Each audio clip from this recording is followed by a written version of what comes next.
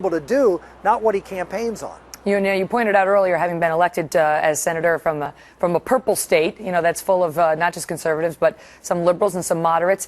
And now one of your colleagues, one of your GOP colleagues, a competitor, Rick Perry, is pointing to your time serving in the U.S. Senate and suggesting that you're a big spender and that you are one of those guys who loved the earmarks Americans have such a problem with. This is Rick Perry in Iowa earlier today. I want to get your response. And Senator Santorum, he loaded up his bills with Pennsylvania pork. And he even voted for the Alaska Bridge to Nowhere.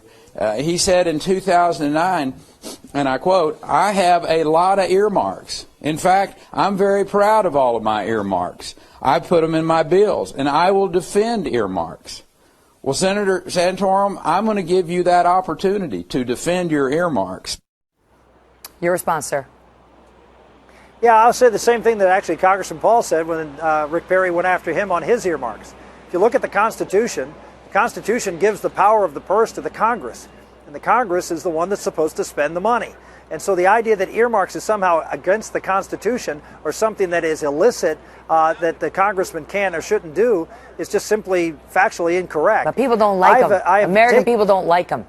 No, I understand that, but I've said, and I have after I've left the Congress, I've defended my earmarks in the sense that I'm proud of the money that I did set aside for things that were priorities in my state, instead of having bureaucrats do that. But I've recognized that the American public have sort of seen this as a pox upon the Congress. And that's where the American public is today. And as a president, it's actually pretty easy for me to say, I'll oppose congressional earmarks. The reason it's easy for me to say is because with Congress not earmarking, that means as president, I'll be able to allocate the resources accordingly. So it's not hard for Rick Perry or anybody running for president to be against congressional earmarks because it really just gives more power to the president.